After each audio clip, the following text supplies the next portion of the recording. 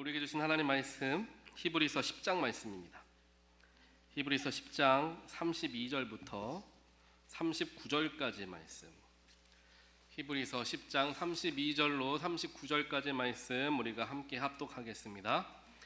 전날에 너희가 빛을 받은 후에 고난의 큰 싸움을 견디어낸 것을 생각하라. 혹은 비방과 환난으로서 사람에게 구경거리가 되고 혹은 이런 형편에 있는 자들과 사귀는 자가 되었으니 너희가 갇힌 자를 동정하고 너희 소유를 빼앗기는 것도 기쁘게 당하는 것은 더 낫고 영구한 소유가 있는 줄 알미라. 그러므로 너희 담대함을 버리지 말라. 이것이 큰 상을 얻게 하느니라. 너희에게 인내가 필요함은 너희가 하나님의 뜻을 행한 후에 약속하신 것을 받기 위함이라. 잠깐 후면 오시리니 지체하지 아니하시리라. 나의 의인은 믿음으로 말미암아 살리라. 또한 뒤로 물러가면 내 마음이 그를 기뻐하지 아니하리라 하셨느니라. 우리는 뒤로 물러가 멸망할 자가 아니요 오직 영혼을 구원함에 이르는 믿음을 가진 자니라. 아멘. 잠깐 기도하겠습니다. 사랑과 능력의 하나님 감사합니다. 오늘 추수감사주일을 맞이하여서 기쁨과 감사의 마음으로 주 앞에 나왔습니다. 한 해 동안 우리와 함께 하신 하나님의 은혜를 기억하게 하시며 앞으로도 함께 하실 하나님을 소망하는 우리가 되게 하여 주시옵소서. 우리 마음속에 있는 모든 근심과 걱정들 이 시간 십자가 앞에 다 내려놓게 하시고 거룩하시고 능력이 되시는 하나님 말씀만을 체험받고 돌아가는 우리 모두가 될 수 있도록 이 시간 주님께만 집중케 하여 주시옵소서. 이 모든 말씀 예수 그리스도 이름으로 간절히 기도합니다. 아멘. 오늘 이제 추수감사 주일입니다. 우리 추수감사 주일에 여러 가지 교회에서 많은 프로그램들을 준비하는데요. 제가 예전에 있던 교회에서 이런 거를 한번 해본 적이 있습니다. 가족들끼리 감사 제목을 한번 써보고 한번 이야기해보자라는 말씀을 드려본 적이 있습니다. 오늘 저희 교회는 먼저 해오진 않으셨겠지만 이제 집에 가셔서 가족들과 같이 시간을 보내실 때 이제 가족 예배도 한번 드려보시고 또 가족들끼리 감사의 제목을 한번 나누시는 시간들도 가져보면 좋을 것 같습니다. 왜냐하면 감사라는 것은 자꾸만 표현해야 느는 거거든요. 그런데 가장 가까운 사람에게 감사하지 못하는 게 우리의 모습입니다. 왜냐하면 당연한 거라고 생각하기 때문이죠. 항상 내 옆에 있는 사람들이고 내가 좋으면 당신도 좋은 것 아닌가, 나만 좋은 건가, 왜 내가 감사해야 하나라는 생각이 들 수가 있어요. 하지만 그러한 중에서도 가까운 사람들에게 감사를 표현하려고 애를 쓰고 노력하려는 것이 우리에게 중요한데, 제가 이 말씀을 왜 말씀을 드리냐면 제가 잘 못해서 그렇습니다. 제가 그냥 이렇게 말하고 끝나면은 저희 아내가 집에 가서 당신도 잘 못하는데 왜 자꾸 말씀으로 하라고 하냐, 이런 얘기를 할까봐 제가 염려돼서 이렇게 말씀드립니다. 이렇게 우리가 감사를 표현하는 게 중요한데, 지난 주간에 아이들이, 저희 큰아이가 학교에서 아마 숙제를 했던 것 같아서 학교에서 했던 것 같아요. 이제 종이에다가 감사 제목을 하나씩 쓰는 거예요. 그래서 꽃잎마다 하나씩 쓰는데 감사 제목이 뭐가 대단한 건 아니에요. 하나씩 한마디씩 들어가죠. 따뜻한 우리 집, 재미있는 내 동생, 똑똑한 우리 아빠. 왜 똑똑한지 적은 건 잘 모르겠지만 예쁜 우리 엄마, 이런 식으로 짧지만 간략하게 아이가 마음에 있는 것들을 생각을 하나씩 적어서 이제 부모님께 보여주는 그런 걸 제가 봤습니다. 어린아이들도 이렇게 감사 표현하는 게 부모의 마음을 흡족하게 하는데, 우리가 하나님께 감사한다라는 거, 하나님이 얼마나 기뻐하실까라는 생각을 다시 한번 해보게 되는 것 같습니다. 그래서 이번 추수감사 주간에는 하나님께도 감사하고 가족들에게도 감사하고 더 나아가서 우리 성도님들과도 함께 감사할 수 있는 우리 모두가 되기를 주님의 이름으로 간절히 축원드립니다. 우리 그런 의미에서 우리 옆에 분들에게 한번 인사해 볼까? 이렇게 한번 인사해 보겠습니다. 1년 동안 제 옆에서 예배 같이 드려주셔서 감사합니다. 우리 한번 인사해 볼까요? 우리 옆에 분들하고 함께 인사하겠습니다. 우리 1년 동안 제 옆에서 예배해 주셔서 감사합니다. 제가 혹시 졸지는 않았나요? 이렇게. 네, 감사합니다. 우리 TV 프로그램 중에 세바시라는 프로그램이 있어요. 세상을 바꾸는 시간 세바시. 거기에서 이제 한 분이 나오셔서 이제 강연을 하시는데 이제 박재현 소장이라는 분이 이제 강의를 하시는 거예요. 어떤 강의를 하냐면은 세상을 보면은 무엇을 하더라도 긍정적이고 행복한 말들을 하는 사람들이 있다라는 거죠. 그래서 옆에 있기만 하면 그 긍정의 에너지가 이제 전달되는 사람들이 있다라는 거예요. 그런데 반면에 뭐를 해도 불평불만이 끊이지 않는 사람, 좋은 일을 해도 뒤에서 조금 궁시렁궁시렁 하는 그런 말들을 끝말을 이은 사람, 여기까지만 얘기했으면 좋을 텐데 꼭 2절을 얘기해서 왜 또 저 사람은 저런 말 하나, 그런 사람들이 있다라는 거예요. 똑같은 상황에서 누군가는 긍정적으로 반응하고 누군가는 조금은 부정적으로 반응하는 사람들이 있다라는 거예요. 그런데 이런 사람들의 특징이 뭘까라는 것을 이 세미나에서 이야기를 하는 거예요. 그런데 이제 부정적인 사람들은 일단 뒤로 제껴놓고 긍정적인 사람들은 어떤 삶의 특징이 있는가, 거기를 살짝 보겠습니다. 화면을 보시면 이렇게 이야기합니다. 슬라이드를 보시면, 첫 번째 슬라이드 보시면, 어려운 일이나 문제가 생겼을 때 긍정적인 사람은 어떻게 그걸 문제를 바라보느냐, 방법이 있을 거야 라는 거예요. 방법이 있을 거야. 이거 어떻게 하나, 내가 이걸 어떻게 문제 해결하나, 이거 큰일 났다 걱정하고 염려하는 게 아니라, 문제를 봤을 때 물론 염려가 먼저 찾아올 수 있지만 그래도 해결할 수 있는 방법이 있을 거야, 방법이 없는 일은 없을 거야 라는 생각으로 바라보는 거죠. 두 번째 특징이 있는데, 다음 슬라이드 보시면 두 번째 특징을 보면은 지금은 힘들어도 긍정적인 의미가 있을 거야 라고 생각한다는 거예요. 지금 이 문제가 있지만 내가 이 문제로 내가 넘어지고 내가 쓰러지고 실패하고가 아니라, 실패했지만 내가 이 실패로 더 많은 걸 배웠잖아, 내가 경험했잖아, 그래서 다음번에 이 문제가 왔을 때 다시 두 번 다시 안 넘어질 거잖아, 이러한 긍정적으로 그 문제를 바라본다는 거예요. 그래서 이러한 것을 두고 뭐라고 하냐면 긍정적인 재평가이다 라고 이야기하는 거예요. 자신이 겪은 상황으로부터 긍정적인 측면이나 의미를 찾으려고 애씀을 통하여서 내 정서적인 불안한 마음들을 처리하는 방법, 긍정적인 재평가다라는 거죠. 예전에 제가 섬기던 한 교회에 한 권사님이 계셨어요. 그 권사님이 불의의 사고로 남편을 잃으시고 굉장히 갑작스럽게 미망인이 되신 분이셨습니다. 그런데 그분이 갑작스럽게 남편을 잃었기 때문에 굉장히 힘들고 어려웠겠죠. 당연히 마음에 어려움이 많았을 거예요. 그런데 사람들이 똑같이, 그 권사님 말하는 사람들이 똑같이 이야기하는 게, 남편이 돌아가시고 나고 나서 그 여자 권사님이 이렇게 활발하고 이렇게 뭐라고 할까요, 에너지가 있는 사람인지 잘 몰랐다라는 얘기를 사람들이 많이들 하는 거예요. 그도 그렇게 그 두 부부께서 사셨을 때에 큰 집에 사셨습니다. 큰 집에 살았는데 남편이 돌아가셨으니까 이제 여자 권사님 혼자 그 큰 집을 지켜야 되잖아요. 그런데 그 큰 집을 내가 혼자 어떻게 지키나, 나 혼자 어떻게 사나, 이렇게 생각한 게 아니라 방법이 있을 거야, 방법을 찾으신 거예요. 그 방법이 뭐였냐면은 교인들을 초대하는 거예요. 그래서 주일이면은 교회에서 먼저 모이고 그 다음에 그 집으로 한 20-30명이 다 가요. 다 가서 그 집에서 두 번째 예배를 한 번 더 드리는 거예요. 속장님이 예배를 드리고, 또 요리 솜씨가 좋으신 분들이 음식을 준비해서 저녁까지 드시고, 또 어떤 분, 그 중에서 교인분 중에서 이 침이랑 뜸을 들이시는, 뜸 하시는 분이 계셨는데, 그분이 이제 허리 아프신 분, 어깨 아프신 분들 침 놔드리고 뜸 떠주시고, 이러한 일들을 이제 매주 하는 거예요. 한 주도 빼놓지 않고 매주 하는 거예요. 그래서 제가 참 귀하고 감사해서 그 여자 권사님께, 권사님 어떻게 권사님은 매 주일마다 그렇게 집을 공개하시면서 힘드시지 않으세요? 한 말씀을 드리면, 힘든 것보다 오히려 저에게 더 큰 힘이 된다라는 말씀을 많이들 하시는 거예요. 비록 힘들고 어려운 일이 일어났지만 내가 남편 없이 혼자서 어떻게 살아가나 염려하고 근심하는 데 머물러 있으신 게 아니라 새로운 방법을 찾으시면서 보람 있고 의미 있는 일을 하기 시작했던 거죠.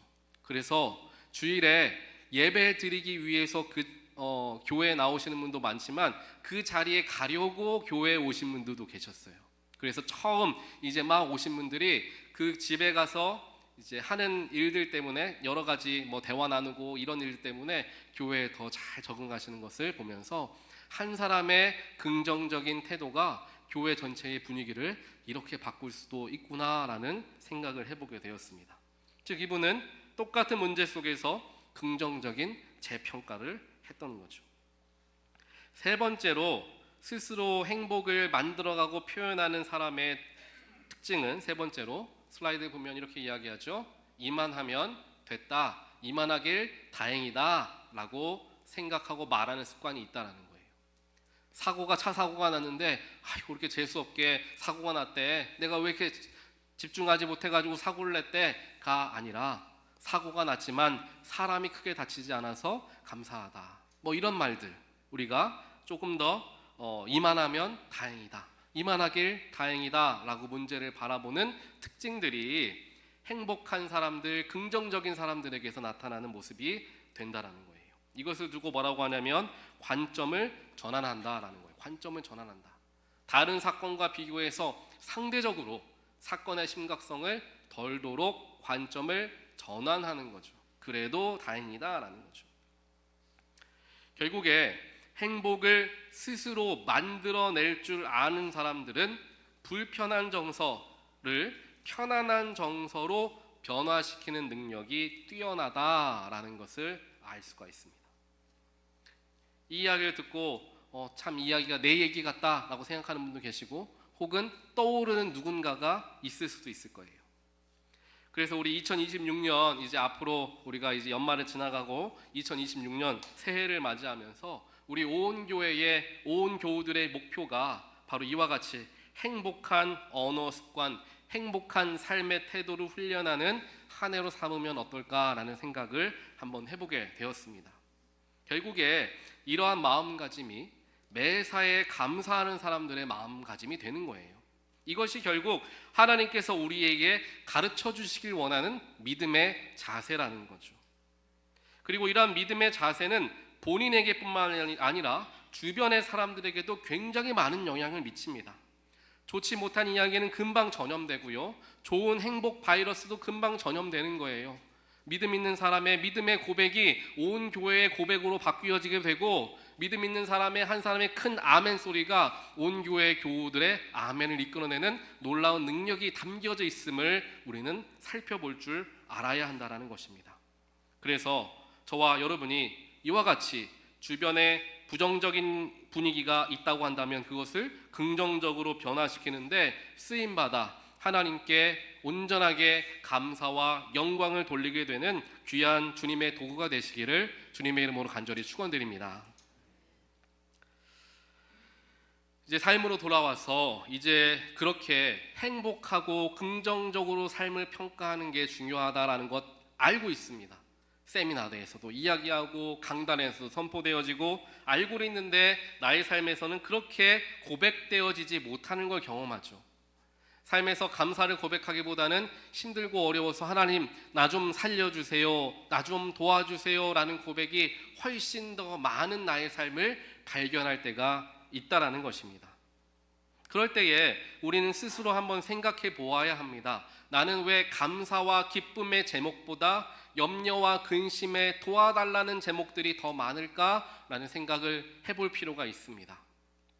물론 거기에 대한 여러 가지 이유가 있을 수 있겠지만 오늘 말씀을 바탕으로 그 이유를 하나를 생각해 보자면 예수를 믿는 게 무엇인가에 대해서 깊이 한번 생각해 보는 게 우리에게 중요한데 그 시간을 갖지 못했기 때문에 그러지는 않을까라는 생각을 해보는 거예요. 오늘 말씀을 통해서.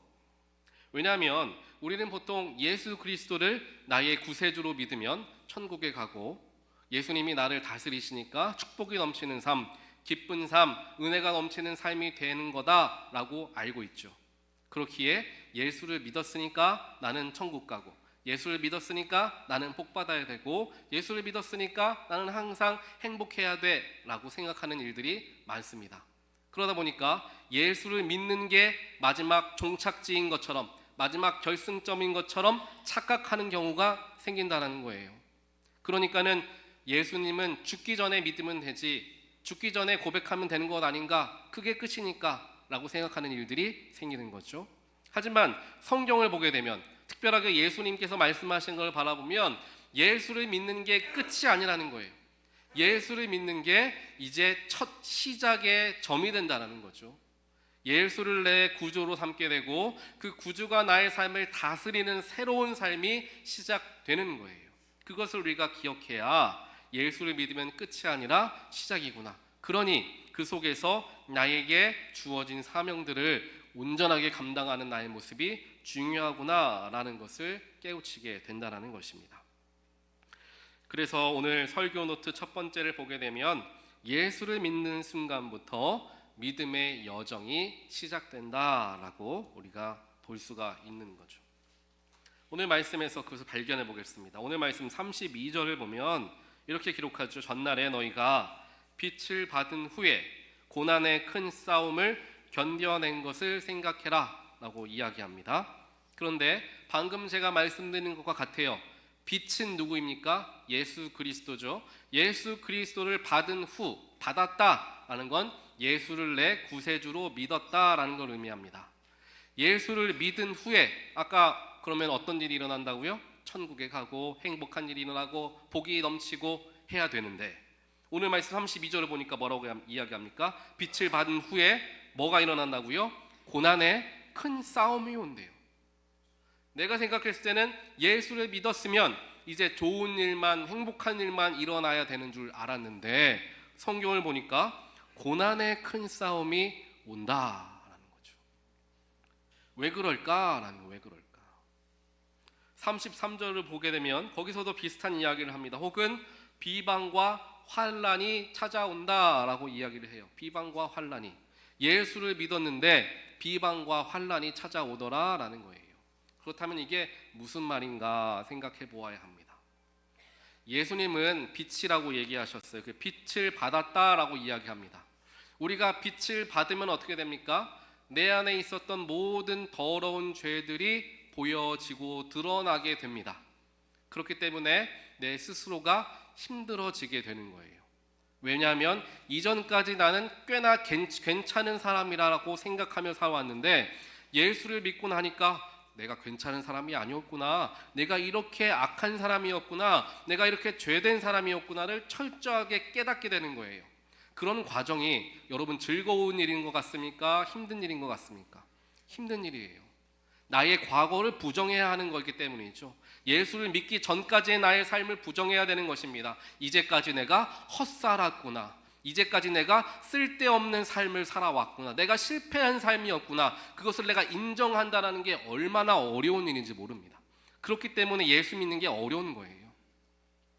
그런 예수께서 내 안에 오시니까 내 안에서 몸살이, 영적인 몸살이 나는 거죠. 마치 우리가 백신을 맞게 되면 백신 때문에 몸살이 약하게 오지 않습니까? 하지만 그 몸살로 인하여서 나중에 정말 독감이 들었을 때 그 병을 이겨낼 수 있는 힘이, 면역력이 생기는 것과 마찬가지로 예수를 믿게 되면 내 안에 영적인 몸살이 찾아옵니다. 이전까지는 예수의 사람으로 살아가지 못하다 보니까, 예수님처럼 살아가려고 하다 보니까 뭔가를 내려놓으라고 하고 포기하라고 하고 자아를 내려놓으라고 하고 시간과 사역에 시간과 물질과 정열을 쏟으라고 하니까 내 안에 영적인 몸살이 찾아오는 거예요. 힘든 거예요.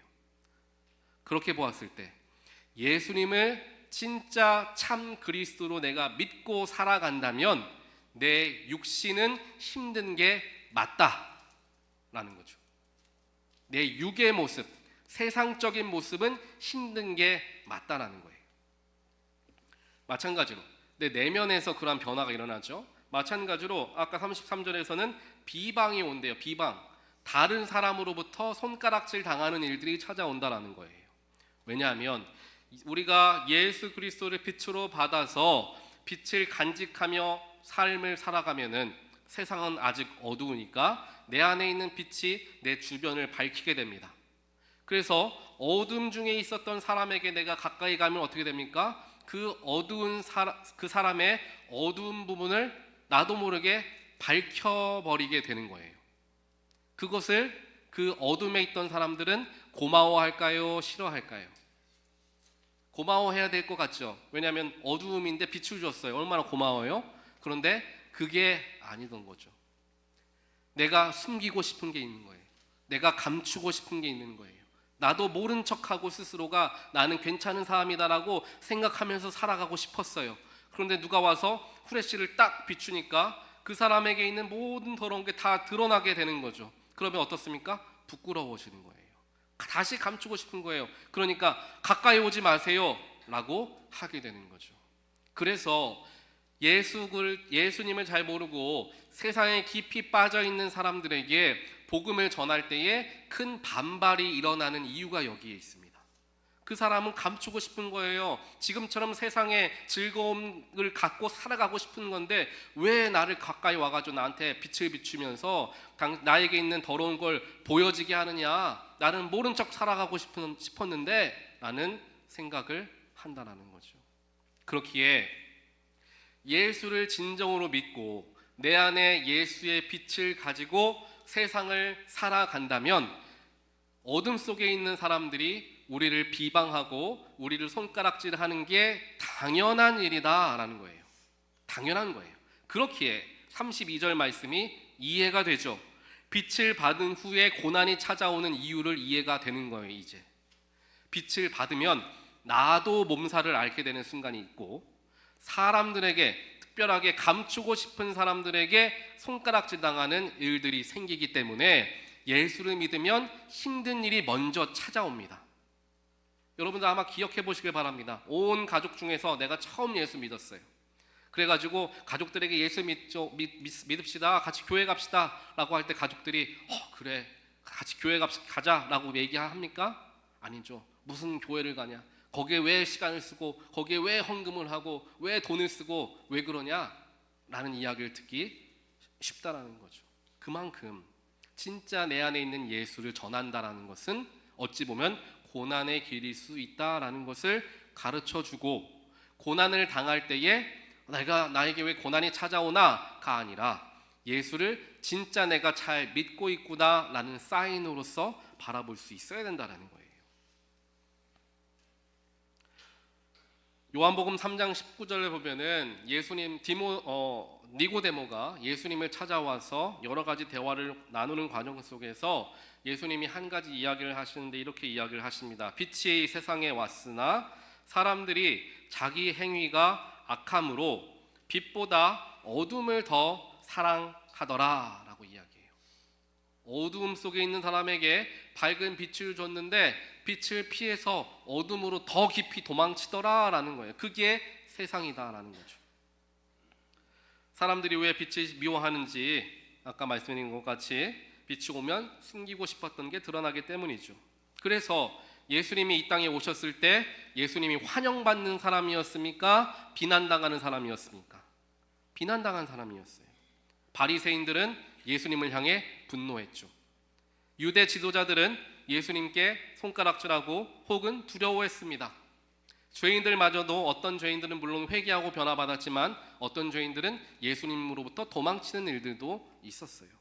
결국에 빛이라는 것이 어둠 속에 들어가서 어둠을 밝힌다라는 것은 결코 환영받는 일, 쉬운 일은 아니다라는 것을 우리가 예수님의 삶을 통하여서도 볼 수 있게 되고 우리의 삶에서도 그것을 발견할 수 있게 된다라는 겁니다. 그렇다면 이렇게 빛의 자녀로 살아가는 게 이렇게 어려운 일인데 왜 우리는 그렇게 살아가겠노라 고백하며 그리스도인이 되었을까요? 여러분들은 왜 예수님 믿으십니까? 여러분들은 왜 예수님이 여러분들의 구세주라고 고백하고 교회에 헌신하며 예배자를 지키십니까? 오늘 말씀 34절에 보면 이렇게 이야기합니다. 너희가 갇힌 자를 동정하고 너희의 소유를 빼앗기는 것도 기쁘게 당한 것은 뭐라고 합니까? 더 낫고 영구한 소유가 있는 줄을 알기 때문이다라고 이야기하죠. 즉 내가 예수를 믿음으로 말미암아 시간을 드리고 물질을 드리고 내 에너지를 쏟는 것을 기쁨으로 당하고 감당할 수 있는 이유는 영원한 것이 있다라는 것을 내가 믿기 때문이다라는 그 얘기예요. 여러분들이 교회를 다니고 예수를 믿으면서 살아가는 이유가 바로 여기에 있죠. 세상은 길어야 100년이면 끝나지만 영원한 세계, 영원히 함께할 그 자리가 있다는 걸 우리가 믿기 때문에, 그 자리가 예수 믿는 자들이 함께 들려 올려지는 하나님의 나라라는 것을 내가 믿고 그곳에 갈 소망함을 갖고 있기 때문에 내 인생이 조금 힘들고 조금 피곤하고 시간과 물질을 쏟는다 할지라도 감사하게 감당할 수 있는 이유가 그 속에 담겨져 있다라는 것을 우리 모두는 믿습니다. 그러니 예수 앞에 나오는 거죠. 그래서 현실이 힘들고 어려울 때에 우리는 자꾸만 영원한 것을 바라보려고 애를 써야 합니다. 저희 아이들에게 아이들이 어리다 보니까 뭐 공부해야 된다, 밥 잘 먹어야 된다 이런 걸 가르쳐요. 그런데 아이들이 그냥 공부 열심히 해, 지금 가서 공부해, 밥 있는 거 지금 다 먹어 라고 한다고 잘 듣지 않습니다. 하지만 저희 아이들은 이제 남자아이들이잖아요. 남자아이들을 어떻게 제가 잘 설득할 수 있는지를 제가 잘 알아요. 그래서 이제 아이들에게 뭐라고 얘기냐면, 지금 네가 이 남은 음식을 다 먹어야 네 친구들보다 키도 더 크고 덩치도 더 커지면서 더 남자다운 사람이 될 수 있어 라고 얘기하면은 있는 음식을 아주 입에 막 쑤셔 넣으면서 막 다 먹습니다. 공부도 마찬가지예요. 그냥 열심히 공부해가 아니라 너 하고 싶은 게 뭐야? 넌 나중에 뭐 하고 싶어? 하면은 뭐 어디도 가고 싶고 뭐 여행도 하고 싶고 뭐 이렇대요. 그러면은 네가 그걸 하기 위해서는 시간도 있어야 되고 물질도 있어야 되겠지. 그것을 얻기 위해서 지금 해야 하는 게 공부야 라고 하면서 그 뒤에 있는 것을 가르쳐 주는 거잖아요.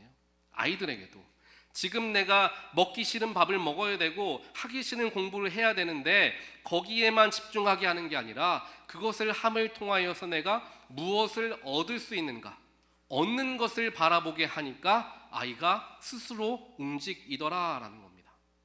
우리도 똑같습니다. 현실을 바라보고 내가 오늘 예배 한번 빠진다고 달라질 게 있나, 오늘 예배 열심히 한번 드린다고 내 삶이 바뀌나, 이렇게 생각할 것이 아니라 나의 한 번의 예배, 내가 한번 드리는 내 마음의 중심들이 하나씩 하나씩 천국에 쌓이게 되어서 내가 마지막에 하나님 만나러 갔을 때, 사랑하는 내 아들, 사랑하는 내 딸아, 네가 힘들 때에 교인들을 살폈지, 네가 어려울 때에 교회에 나와 땀 흘리면서 더 수고했지, 내가 다 그거 기억하고 있다, 정말 고맙다, 정말 수고했다, 이제 내 안에서 편히 쉬어라, 이 칭찬받으려고 우리가 준비하는 것 아니냐라는 것이죠.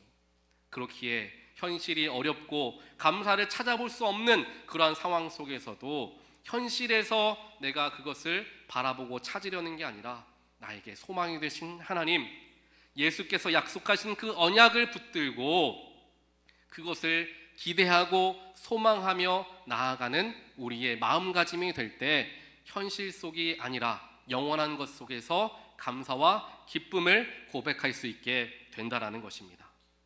그것을 누리기 위해서 내 안에 있어야 되는 게 믿음이에요. 소망만 한다고 되는 게 아니잖아요. 내일 뭐 비가 왔으면 좋겠다, 소망한다고 비가 옵니까? 그렇지 않습니다. 소망이 이루어질 것을 내가 믿어야지 내 안에서 평안함이 찾아오는 거죠. 내가 바라는 무언가가 반드시 이루어질 거야 라고 믿어야지 내가 기쁘죠. 내가 바라는 게 무엇인가, 바라는 무엇인가가 이루어질지도 모르고 안 이루어질지도 몰라 라고 한다면 지금 내 마음이 기쁘거나 편안해지지 않을 거예요. 그렇기에 예수님께서, 하나님께서 오늘 우리에게 말씀하시기를, 이와 같이 현실을 이겨내어서 소망함을 쟁취할 수 있는 우리가 되기 위해 필수적으로 필요한 게 믿음이다 라는 거죠. 그래서 히브리서 10장, 오늘 함께 읽었던 후반부, 10장 후반부죠. 그것을 지나쳐서 11서 11장 1절에서는 믿음을 이야기합니다. 11장이 믿음장입니다. 그래서 11장 1절에서 이걸 얘기했죠. 믿음은 바라는 것들의 실상이요 보이지 않는 것들의 증거다. 이 이야기가 뒤따라오는 이유가 여기 있는 거예요. 천국의 소망을 가진 사람들은 믿음을 함께 갖춘 겸비한 사람이 되어야 한다는 걸 가르쳐 주는 거죠. 그러면서 오늘 말씀 38절을 보게 되면 나의 의인은 믿음으로 말미암아 살리라, 이 믿음에 대해서 이야기합니다. 39절도 마찬가지죠. 영혼을 구원함에 이르는 믿음을 가진 사람들이 뒤로 물러나 멸망하지 않고 앞을 향하여 나아가 소망함을 쟁취한다. 이 두 구절에서 믿음을 이제 이야기하는 거예요. 예전에 제가 말씀드렸지만 38절에 나오는 의인은 믿음으로 말미암아 살리라, 이 구절은 사도 바울이 자주 애용하는 그런 구절인데 하박국 선지자의 이제 말이다라고 말씀을 드렸습니다. 하박국 선지자가 이러한 고백을 해요. 오직 의인은 믿음으로 말미암아 살리라 라는 고백을 드립니다. 그때에 하박국이 살던 시대가 어떤 시대였냐면은 내부적으로는 굉장히 나라가 유다였죠. 유다라는 나라가 굉장히 내부적으로 타락한 상황이었어요. 사회적으로나 종교적으로 타락한 때였습니다. 이 하박국의 때의 왕은 여호야김, 엘리야김이라고 하는데 같은 이름인데요. 여호야김이라는 사람이 왕이었어요. 근데 이 여호야김의 아버지가 누구냐면 요시야 왕입니다. 요시야라는 이름은 아마 기억나실 거예요. 이제 모든 이방 종교를 다 무너뜨리고 산당을 무너뜨리고 영적인 재건을 가지고 왔던 이 왕이 요시야 왕이죠. 그 위대한 믿음의 왕이었던 요시야 왕의 바로 아들인 여호야김은 아버지와는 정반대의 삶을 살아갔던 인물이었어요. 그래서 이집트와 가까이 하면서 이방 문화를 굉장히 많이 받아들이고 또 이방 신들을 함께 산당에서 예배하는 일을 다시금 반대로 회복시켜버린 왕이 바로 이제 엘리야김, 여호야김이었던 거죠. 그러한 상황 속에서 굉장히 영적으로나 사회적으로 타락해 있던 때였고요. 외부적으로는 바벨론이 이제 점점 커지게 되면서 유다라는 나라를 압박하던 시기였습니다. 이렇게 힘들고 어려운 시기, 하나님께서는 침묵하는 것처럼 보이는 그 상황 속에서 오히려 의인은 고난을 받고 불의한 사람들이 잘 되는 현실, 빛의 자녀들이 환난을 당해야 하는 정말 아이러니한 상황이 일어나고 있었던 때가 바로 하박국 때였다는 거예요. 그러면서 하박국이 그럼에도 불구하고 이러한 어려운 상황 속에서도 불구하고 장차 우리에게 주실 그 소망함을 붙드는 믿음을 가진 자가 진정한 의인이고 그 의인이 결국 살게 될 것이다라는 믿음의 고백을 하게 됩니다. 그러면서 우리가 잘 아는 찬양으로도 고백하는 말씀이 뒤에 따라 나옵니다. 무화과 나무가 무성하지 못하며 포도나무에 열매가 없으며 감람나무에 소출이 없고 외양간에 송아지가 없다 할지라도 나는 여호와로 말미암아 즐거워하리라 라는 그 놀라운 고백을 그 힘든 상황에서 하는 하박국의 모습을 보게 된다는 거예요. 사도 바울이 히브리서 10장에서 그 말씀을 딱 떠올리는 거죠. 히브리서 이 당시에 교회들이 바로 그러한 어려움을 똑같이 당하고 있었습니다.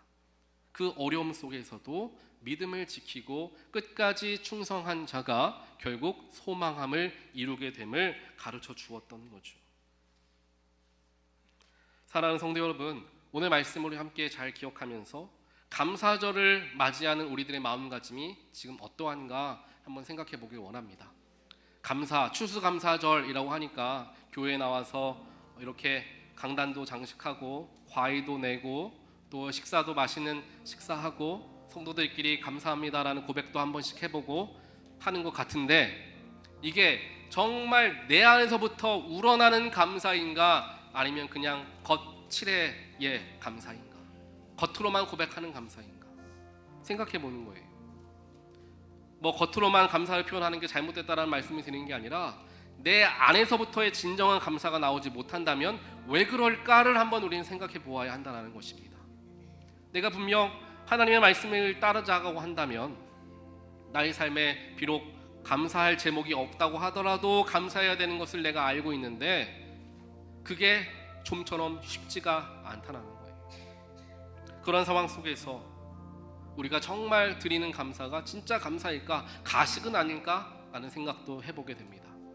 하지만 사랑하는 성도 여러분, 우리는 감사의 조건을 자꾸만 내 현실의 삶에서 찾으려니까 찾기가 어려운 거예요. 삶이 어려운데 어떻게 감사를 찾아냅니까? 삶에 문제가 있는데 어떻게 감사를 찾아내요?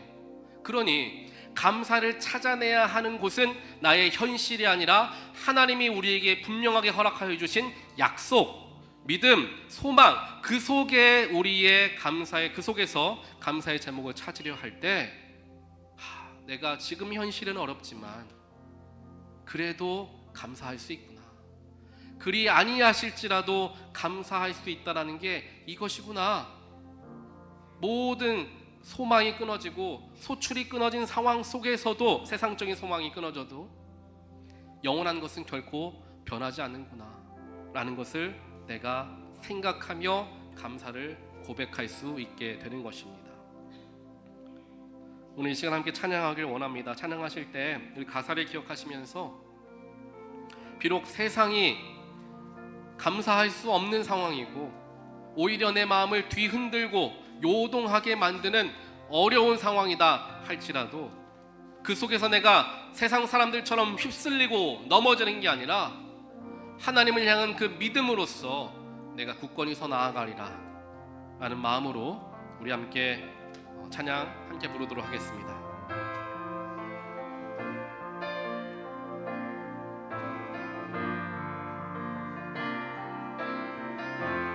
세상 흔들리고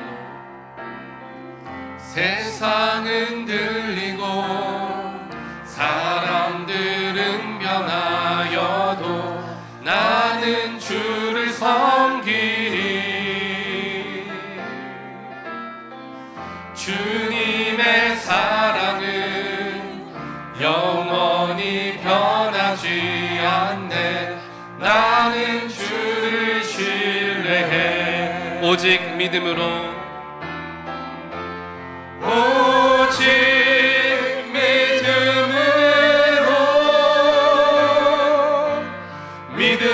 내가 살리라.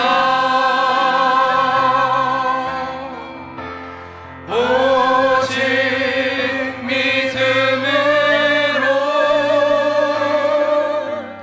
믿음으로 내가 살리라. 믿음 흔들리고 사람들 주를 떠나도 나는 주를 섬기리. 아멘. 주님의 나라는 영원히 쇠하지 않네. 나는 주를 신뢰해. 오직 믿음으로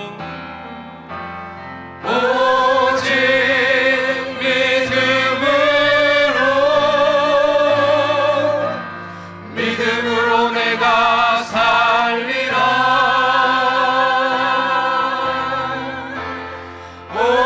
오직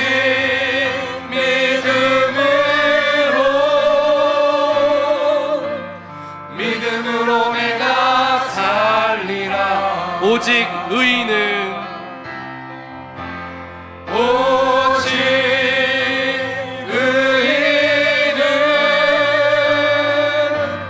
믿음으로 말미암아 살리라.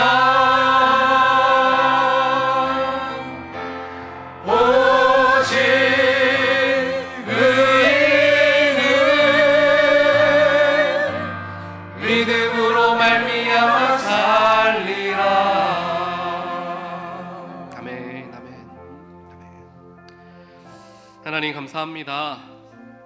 세상이 뒤흔들리고 내 마음을 빼앗으려 하고 내 마음을 요동치게 한다 할지라도 결코 내 안에 계신 예수는 변함이 없으시며 항상 나와 함께 하신다는 것을 믿으며 나아가는 우리 모두가 되게 하여 주시옵소서. 삶의 여러 가지 문제와 고난과 역경 때문에 감사조차 할 수 없는 상황을 마주하고 있다 할지라도 감사의 조건을 나의 현실에서 찾으려 하지 아니하고 영원하신 하나님의 약속을 의지하며 감사를 고백해 나아가는 우리 모두가 될 수 있도록 하나님 축복하여 주시옵소서.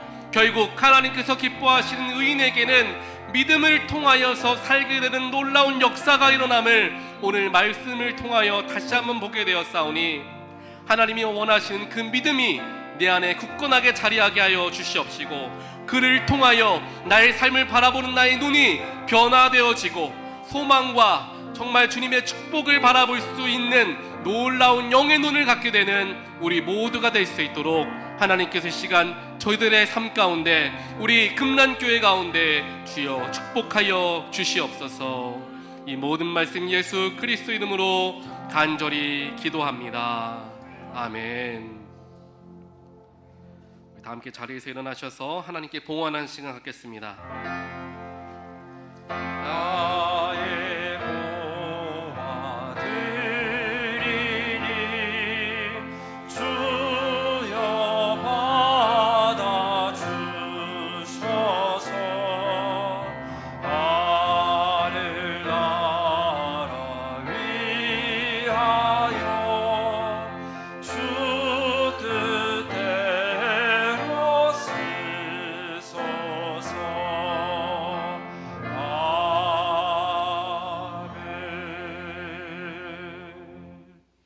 사랑과 능력의 하나님 감사합니다. 오늘 추수감사주일을 맞이하며 거룩한 마음으로 주님의 제단 앞에 모이게 하시고 2025년 한 해 지금까지 함께 하셨던 하나님의 은혜를 되짚어보며 우리의 마음에 정성을 담아 하나님께 헌금을 올려드리게 하시니 하나님 감사합니다.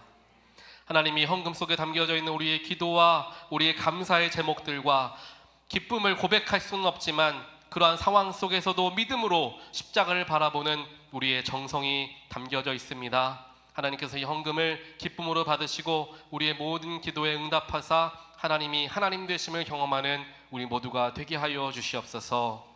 주 앞에 나와 함께 예배하길 원하지만 육신의 연약함 때문에, 마음의 문제 때문에, 삶의 복잡함 때문에 나오지 못한 성도들 주님 기억하시고 그들에게 친히 찾아가 주시어 능력의 오른손으로 안수하사 모든 육신 질병 치유받게 하시고 마음의 문제 위로받게 하시며 삶의 복잡한 것들 회복되게 하여 주시어서 주 앞에 나와 함께 기쁨으로 예배하는 날이 속히 오게 하여 주시옵소서. 다시 한번 드려지는 헌금 주님 기쁨으로 흠양하여 주시고 하나님의 선하신 뜻 가운데 사용하여 주시옵소서. 이 모든 말씀 예수 그리스도의 이름으로 간절히 기도합니다. 아멘.